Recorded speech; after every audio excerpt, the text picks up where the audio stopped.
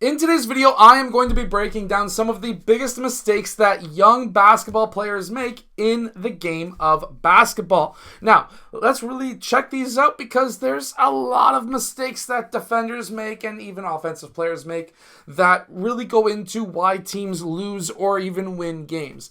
Let's get down and let's check this out. Really quickly, if you want to be a great basketball player, make sure to go check out my shooting workout that is down in the description below. Okay, so in this first clip, we have David. He's attacking the basket hard. He does that quick hesitation right here, like if he was about to pass over to Adosa right in the middle of the key. That actually freezes this defender, which then allows him to drive on this guy. David then pulls out really quickly, and he's able to shoot this shot, and he does make the shot too. But the mistake that this defensive player made was right there. David could have gone one of two ways. If David had his foot a little bit farther out, he could have done a spin move on this man because he reached. Remember the saying, you reach, I teach. However, his leg wasn't out far enough, so he wasn't able to go for that spin move. Probably wasn't a great idea because he was here. However, because David seen that reach happening, he stopped quickly and pulled out. At this time, this defender is out of position. His shoulders are no longer squared up towards David, which then allowed David to dribble that ball out towards the three-point line. And while this player's hands are essentially down there, kind of up, but there's a massive gap between himself or David and the defender, which then allowed David to pull for that shot. Between having those arms down, closing out, and the gap that allowed David to make that shot.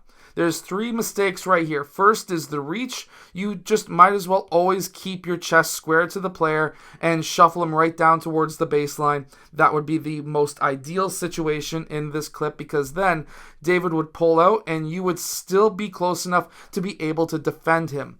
By reaching early, that is going to either get you a foul or it's going to give an opportunity for the offensive player. And then by closing out with your arms down, this is not closing out with your arms up. Arms up would be straight up, not up to shoulder height. This is essentially having your arms down.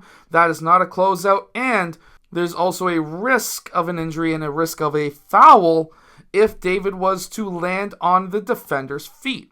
This would be considered in the landing zone of the player and should have been called a defensive foul and one on that three-point shot. That would have gave us 4 points instead of just 3. Now this next clip is right here. There's a high post, essentially a high post player. We're sort of kind of trapping a bit high up here, which means that any high post play needs to be extended a bit higher. However, the pass into that high post, that is the mistake of the defender, which then led to us being able to get that dunk on the other end of the court and the coach being extremely happy. The mistake here was passing to somebody who was not technically open because he was not posting up. He was not getting a body on the guy who was here. But the other massive mistake is when that other team's player tried to receive the ball, he leaned into it instead of stepping into it. If he was to step into this pass and get in the way of Caleb, then that would have been Caleb's foul because he would have ran right through him. However, by reaching in past your feet, you're outside of your cylinder, which means that there's no foul on you. You are no longer able to get a foul called for the other team, and then because it was a steal at the point, it was a wide open dunk. This is a very similar circumstance, except it's to somebody who is not at the high post, it's somebody who's at the point. A wing to point pass is very dangerous. It's the most dangerous pass in the game. And if you are playing the point, you need to run, take at least a step or two towards the pass because a lot of players are going to try and intercept that pass.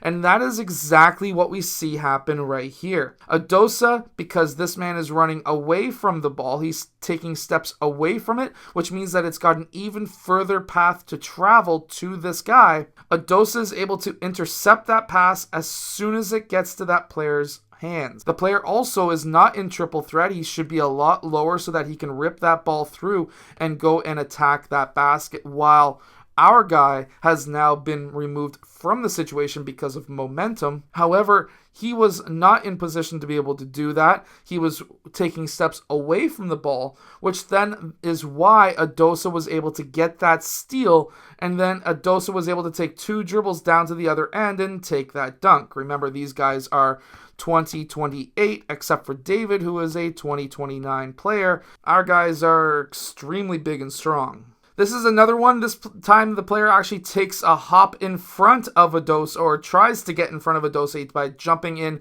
to try to receive that pass, but it's too late at this time. That one step, this player can't be standing straight up. If you are on offense, you are trying to score, you need to get low. You need to be ready to receive that pass. By standing straight up with your arms down, you are not in position to be able to receive that pass.